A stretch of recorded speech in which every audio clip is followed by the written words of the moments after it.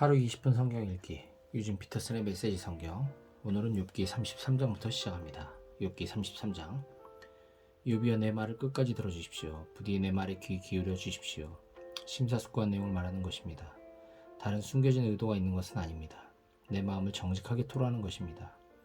하나님의 영이 지금의 나를 만드셨고 전능하신 하나님의 호흡이 내게 생명을 주셨습니다. 할 수 있겠거든 내가 틀렸음을 입증해 보십시오. 주장을 펼쳐보십시오. 스스로를 변호해 보십시오. 자, 나는 당신과 다를 바 없는 인간입니다. 우리 둘 다 흙으로 만들어졌습니다. 그러니 이 상황을 같이 풀어나가 봅시다. 내가 드세게 나간다고 기가 죽지 않았으면 합니다. 당신이 이렇게 말했습니다. 내 귀로 똑똑히 들었습니다. 나는 결백하네. 잘못한 게 없어. 믿어주게. 나는 깨끗하네. 양심에 거리 낄 게 없어. 그런데 하나님이 자꾸만 나를 괴롭히시고 나를 원수 대하듯 하신다네. 나를 감옥에 쳐넣으시고 끊임없이 감시하시네. 하지만 분명히 말하겠습니다. 욥이여, 당신은 완전히 잘못 생각하고 있습니다. 하나님 그 어떤 사람보다도 훨씬 크십니다. 그런데 어찌 감히 그분을 법정으로 불러놓고 당신의 비난에 답하시지 않는다고 불평합니까? 하나님은 어떤 식으로든 항상 응답하십니다. 사람들이 때로 그 사실을 인식하지 못할 뿐이죠. 예를 들어 사람이 골아 떨어지거나 곤히 잠들었을 때 하나님은 꿈이나 밤의 환상을 통해 그의 귀를 여시고 여러 차례 경고로 경각심을 심어주십니다. 그가 계획하는 나쁜 일이나 무모한 선택에서 돌이켜 때일은 죽음을 당하거나 돌아올 수 없는 강을 건너는 일이 없도록 보호하시려는 것입니다. 그런가 하면 그가 고통을 겪게 하시거나 병상에 들어눕게 하여 관심을 유도하기도 하시는데, 그렇게 되면 그는 음식을 보기만 해도 질색을 하고 입맛을 잃어 평소 즐겨 먹던 요리마저 싫어하게 됩니다. 살이 빠지고 삐쩍 말라 앙상하게 뼈만 남습니다. 죽음의 낭떠러지에 매달려 당장이라도 숨이 끊어질 수 있음을 깨닫게 됩니다. 그러나 그때라도 천사가 나타날 수 있습니다. 수천이나 되는 수호자 중 하나가 그를 위해 올 것입니다. 보냄을 받고 찾아온 천사가 자비롭게 개입하여 내가 그의 몸값을 받았다는 말로 사형 선고를 취소시킬 것입니다. 그러면 사람이 무슨 일인지 깨닫기도 전에 자신의 몸이 회복되어 건강을 되찾을 것입니다. 또 사람 자신이 무릎을 꿇고 하나님께 기도할 수도 있습니다. 하나님은 그것을 좋아하십니다. 사람은 하나님의 미소를 보고 그분과의 올바른 관계가 회복되었음을 깨닫습니다. 그리고 기뻐합니다. 그는 만나는 모든 사람 앞에서 하나님을 찬양하고 이렇게 증언할 것입니다. 난 인생을 엉망으로 살았지. 정말이지 무가치한 삶이었어. 하지만 하나님이 개입하셔서 완전히 죽은 목숨이었던 나를 구하셨어. 나 다시 살아났어. 다시 빛을 보게 되다니. 하나님은 이런 식으로 거듭거듭 일하십니다. 확실한 파멸에서 우리 영혼을 끌어내십니다. 그러면 우리는 빛을 보고 빛 안에서 살게 됩니다. 욥이여 내 말에 귀를 기울이십시오. 아직 끝나지 않았으니 내 말을 끊지 말고 계속 들으십시오. 그러나 혹시 내가 알아야 할 것이 있다면 말해 주십시오. 나는 당신이 누명을 벗기를 무엇보다도 바라니까요. 할 말이 없다면 잠자코 들어주십시오. 내 말을 끊어 혼란스럽게 하지 마십시오. 그럼 이제부터 지혜의 기본을 가르쳐 드리겠습니다. 욥기 34장. 엘리후가 계속해서 말했다. 훌륭하신 어르신들, 내 말을 듣고 생각하는 바를 알려주시기 바랍니다. 여기서 벌어지고 있는 상황을 제대로 파악하려면 머리를 맞대고 상대해야 하니까요. 이 정도는 누구나 하는 상식입니다. 누구나 맛을 느낄 수 있는 것처럼 말입니다. 들으신 것처럼 욥은 이렇게 말합니다. 나는 옳다. 그런데 하나님은 내게 공정한 재판을 허락하지 않으신다. 나는 스스로를 변호하는 자리에서 거짓말쟁이라는 소리를 들었고 잘못한 것이 없는데도 처벌을 받았다. 이보다 더 심한 말을 들어본 적 있습니까? 욥의 눈에는 보이는 것이 없답니까? 나쁜 친구들과 너무 많은 시간을 보낸 걸까요? 엉뚱한 무리와 너무 오래 어울려 다닌 걸까요? 그래서 하나님을 기쁘게 해드리려고 애써봐야 소용없다는 그들의 말을 앵무새처럼 따라하게 된 걸까요? 어르신들은 이런 문제를 능숙하게 다루는 분들이니 나와 의견이 같을 것입니다. 하나님이 악을 행하실 리 없고 전능하신 분께서 잘못을 저지르실 리 없습니다. 그분은 더도 덜도 말고 딱 우리가 행한 그대로 갚으십니다. 사람은 언제나 뿌린 대로 거둡니다. 하나님이 악한 일을 하시거나 전능하신 분이 정의를 뒤덮으실 리 없습니다. 그분은 온 땅을 다스리는 분, 온 세상을 한 손에 쥐고 계시는 분. 그분이 호흡을 불어넣지 않으시면 남녀노소 모두 공기가 부족하고 죽고 말 것입니다. 그러니 욥이여 잘 생각해 보십시오. 누가 봐도 분명한 사실입니다. 질서를 싫어하는 자가 질서를 유지할 수 있겠습니까? 당신은 의롭고 전능하신 하나님을 감히 비난하는 것입니까? 하나님은 언제나 진실을 말하시는 분. 부패한 통치자들이 악당이자 범죄자임을 폭로하시지 않습니까? 그분이 돈 많고 유명한 자들을 편드시고 가난한 이들을 무시하십니까? 모든 이들에게 똑같이 책임을 다하시는 분이 아닙니까? 불시에 죽는 사람들은 그럴 만한 죄가 있는 것 아닙니까? 사악한 통치자들이 몰락하는 것은 피할 수 없는 운명 아닙니까? 대단하다는 사람들이 쓰러져 죽을 때 우리는 하나님이 배후에서 일하고 계시는 것을 깨닫습니다. 하나님은 모든 사람을 살피시고 사소한 것 하나도 놓치지 않으십니다. 그분의 눈을 속이고 악을 행하는 자들 가려줄 만큼 캄캄한 밤이나 깊은 어둠은 존재하지 않습니다. 하나님은 그들의 범죄를 입증할 증거를 더 모으실 필요가 없습니다. 그들의 죄는 명백한 사실이기 때문입니다. 그분은 고위 인사나 유력 인사들을 묻지도 않고 해임하시고 곧바로 다른 사람들로 그 자리를 채우십니다. 잘못을 저지르고 무사히 빠져나가는 사람은 없습니다. 하룻밤 만에 판결문이 서명, 봉인, 교부됩니다.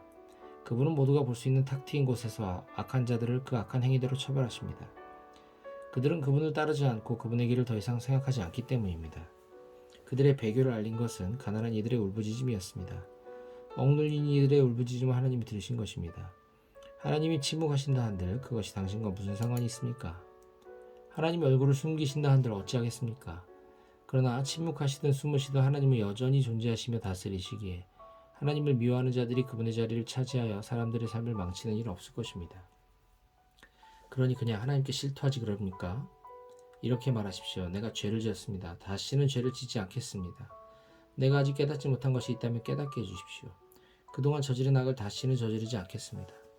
당신이 하나님 뜻대로 살고 싶지 않다고 해서 하나님이 당신의 뜻대로 움직이셔야 합니까? 선택은 당신의 몫입니다. 내가 대신할 수는 없지요. 어느 쪽을 선택할 것인지 말해보십시오.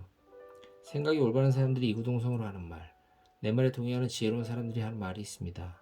욥은 헛똑똑이야. 터무니없는 소리만 짓거려대지.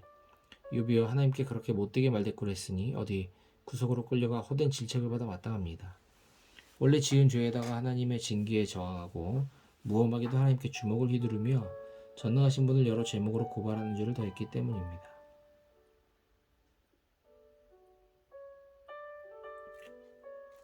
욥기 35장.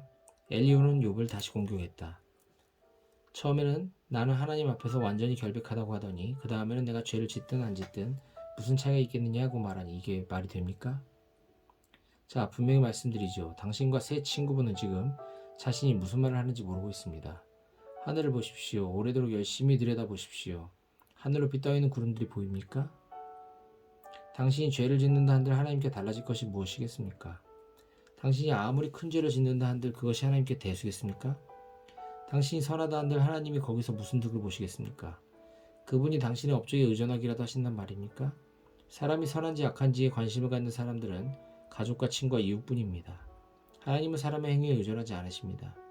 사정이 어려워지면 사람들은 도움을 청하며 부르짖습니다. 이리저리 차이는 신세에서 벗어나게 해달라고 부르짖습니다. 그러나 사정이 좋을 때는 하나님을 전혀 생각하지 않습니다. 하나님이 사람들의 마음에서 노래가 흘러나오게 하시고 온 세상을 과학교실로 삼으시며 날짐승과 들짐승을 통해 지혜를 가르치실 때도 마찬가지입니다. 사람들은 오만하게도 하나님께 관심을 갖지 않습니다. 그러다 곤경에 처하면 비로소 하나님을 부르지만 이번에는 하나님이 그들에게 관심을 보이지 않으십니다. 그런 기도는 순간적인 두려움을 빼면 아무 실체가 없고 전능하신 분은 그런 기도를 무시하십니다. 그러니 당신이 하나님의 응답을 기다리다 지쳤고 하나님이 세상의 문제들을 보시고 진노하셔서 뭔가 조치를 취해주시기를 기다리다 지쳤다고 말한다 해서 하나님이 당신에게 눈길을 주실 것 같습니까? 욥이여, 터무니없는 소리를 하고 있군요. 그것도 쉴 새 없이 말입니다. 엘리후는 심호흡을 하고 계속해서 말을 이어나갔다. 조금만 더 참고 들으십시오. 납득하게 될 것입니다. 하나님 편에서 할 말이 아직 남아 있습니다. 나는 이 모든 내용을 만물의 근원이신 분께 직접 배웠습니다. 정의에 대해 내가 아는 것은 모두 나를 지으신 분이 알려주신 것입니다. 믿어주십시오. 나는 더하지도 빼지도 않고 진리만을 말할 것입니다. 정말입니다. 내가 속속들이 아는 내용들입니다. 하나님은 전능하시지만 무고한 사람을 힘으로 누르지 않으십니다. 악인들의 경우는 이야기가 다른데 하나님은 그들을 본체만 채하십니다. 하지만 그 피해자들의 권리는 보호하십니다. 하나님은 의인들에게서 눈을 떼지 않으시고 그들에게 아낌없는 영예를 베푸시며 끊임없이 높여주십니다. 상황이 좋지 않을 때, 고난과 고통이 닥칠 때 하나님은 무엇이 어디서 잘못되는지 알려주십니다. 그들의 교만이 문제의 원인임을 보여주십니다. 그들이 그분의 경고에 주목하도록 만드시고 잘못된 삶을 회개하라고 말씀하십니다. 그들이 그 말씀에 순종하고 그분을 섬기면 오래도록 풍족하게 살 것입니다. 그러나 불순종하면 한창 때 죽어 인생에 대해 조금도 알지 못하게 될 것입니다. 하나님을 모르는 성난 사람들은 불만을 토로하며 자신의 어려움에 대해 남 탓을 합니다. 성적 방종을 일삼으며 인생을 즐기다 정력을 낭비하고 결국 한창 나이에 죽고 맙니다. 그러나 고통을 통해 지혜를 배운 사람은 하나님이 그 고통에서 건져주십니다. 욥이여, 하나님의 절체절명의 위기에서 당신을 구해내고자 애타게 호소하시는 모습이 보이지 않습니까? 그분은 당신을 탁 트인 안전한 곳으로 이끌어내셔서 좋은 것들이 가득한 잔치로 초대하고 계십니다. 그런데 지금 당신은 악인들의 죄악을 답습하며 하나님 탓하는 데 정신 팔려 있습니다. 당신의 많은 재산에 헛된 기대를 걸지 말고 뇌물을 써서 빠져나갈 수 있다고 생각하지 마십시오. 돈을 바쳐 빠져나갈 계획이겠습니까? 당치도 않습니다. 사람들이 고통을 잊고 잠드는 밤이 되면 그나마 좀 나을 거라 생각하지 마십시오. 무엇보다 더 많은 악을 저질러 사태를 악화시키지 마십시오. 지금 당신이 고통을 겪는 이유가 바로 그것입니다. 하나님이 얼마나 강한 분인지 알긴 합니까? 그분처럼 위대한 스승이 또 어디 있습니까? 이제까지 누가 그분께 이래라 저래라 한 적이 있으며 그분을 나무라며 그거 완전히 잘못하셨네요 라고 말한 적이 있습니까? 그러니 수많은 사람들의 노래로 기리는 그분의 놀라운 일을 찬양하십시오. 누구나 그것을 봅니다. 아무리 멀리 있어도 다 볼 수 있습니다. 오래오래 찬찬히 살펴보십시오. 하나님이 얼마나 위대하신지를. 무한하신 분, 우리가 상상하거나 이해할 수 있는 수준을 훌쩍 뛰어넘는 분이십니다. 하나님은 바다에서 물을 퍼다 맑게 걸러 비구름 물통들을 가득 채우십니다. 그러면 하늘이 열리고 소나기가 퍼부어 모든 사람들을 적십니다. 이런 일이 어떻게 일어나는지, 그분이 구름을 어떻게 마련하시고 천둥 가운데서 어떻게 말씀하시는지 조금이라도 아는 사람 있습니까? 번개를 보십시오. 하늘을 가득 채우고 깊고 어두운 바닷속을 비추는 그분의 빛의 향연입니다. 이것들은 하나님의 주권과 관대하심, 애정어린 보살핌을 상징합니다. 그분은 표적을 정확히 겨냥하여 빛의 화살을 쏘십니다. 지극히 높으신 하나님의 악에 노하여 천둥소리로 호통을 치십니다. 욥기 37장. 그 소리가 들릴 때마다 내 심장이 멎습니다. 정신이 아득하여 숨조차 쉴 수 없습니다. 들어보십시오. 그분의 천둥소리. 우르릉 쾅쾅 우레소리로 말씀하시는 그분의 음성을 들어보십시오. 그분이 지평선 이쪽 끝에서 저쪽 끝까지 번개를 보내시면 북극에서 남극까지 온 세상이 환해집니다. 뒤이어 천둥소리 가운데 그분의 음성이 메아리치니 강력하고도 장엄합니다. 그분은 온갖 방식으로 거침없이 능력을 나타내십니다. 그 음성을 못 알아듣는 자 없으니 천둥소리로 울리는 그분의 말씀 놀라울 따름이고 그분의 위협을 이해할 길이 없습니다. 그분은 눈에게 땅을 덮어라 명하시고 비에게 온 지역을 적셔라 명령하십니다. 누구도 비바람을 피할 수 없습니다. 누구도 하나님을 피해 달아날 수 없습니다. 눈보라가 으르렁거리며 북쪽에서 불어오고 얼음 위로 땅이 꽁꽁 얼면 들짐승도 피할 곳을 찾아 재보금자리로 기어들어갑니다. 하나님의 입김으로 얼음이 만들어지고 하나님의 입김으로 호수와 강이 얼어붙습니다. 하나님이 구름을 비물로 채우시고 구름에서 사방으로 번개를 보내십니다. 하나님은 구름의 영향을 이리저리 시험하시고 그분의 말씀이 온 세계에서 이루어지도록 명하십니다. 징계나 은혜, 아낌없는 사랑을 베풀려 하실 때 하나님은 구름에게 일을 맡기시고 그 일을 반드시 성취되게 하십니다. 이욥이여 듣고 있습니까? 이 모든 것을 주목해 본 적 있습니까? 그 자리에 가만히 서서 하나님의 기적들을 되새겨 보십시오. 하나님이 이 모든 일을 어떻게 하시는지, 캄캄한 폭풍 속에서 어떻게 번쩍이는 번개를 만드시는지, 뭉게구름을 어떻게 쌓아 올리시는지 아십니까? 완전한 지성을 가지신 분의 이 모든 기적이 어떻게 가능한지 아십니까? 찌는 듯 더운 날이면 고적해야 부채질이나 하는 게 전부인 당신이 뜨거운 양철 지붕 같은 하늘 아래 영향을 미칠 수 있다는 생각을 어떻게 할 수 있습니까? 당신이 그토록 똑똑하다면 하나님께 어떻게 말씀드릴지 가르쳐 주십시오.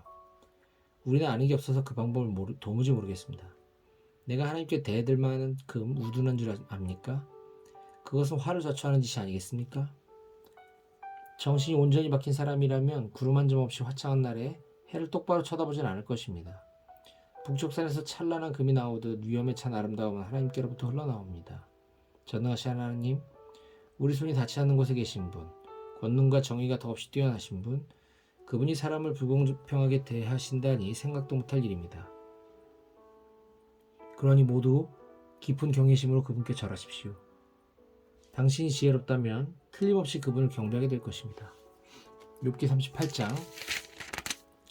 마침내 하나님께서 사나운 폭풍의 눈에서 욥에게 대답하셨다. 어찌하여 너는 문제를 혼란스럽게 만드느냐?